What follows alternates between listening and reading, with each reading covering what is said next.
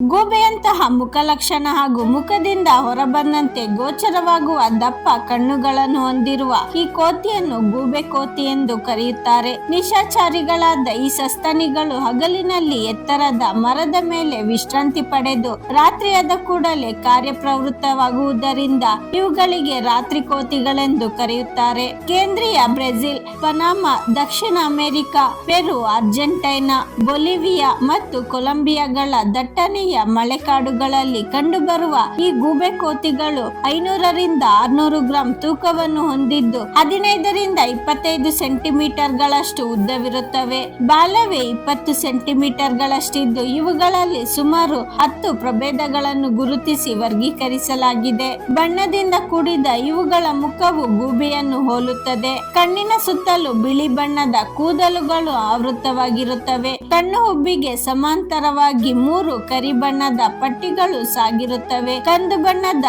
ಕಣ್ಣುಗಳು ತೀಕ್ಷ್ಣ ದೃಷ್ಟಿಯನ್ನು ಹೊಂದಿರುತ್ತವೆ. ಕಿವಿಗಳು ಅತಿ ಸಣ್ಣ ಗಾತ್ರದಲ್ಲಿರುವುದರಿಂದ ಇವುಗಳನ್ನು ವೈಜ್ಞಾನಿಕವಾಗಿ ಎವೋಟಸ್ ಎನ್ನುತ್ತಾರೆ, ಅಂದರೆ ಕಿವಿರಹಿತ ಮುಖ ಎಂದರ್ಥ.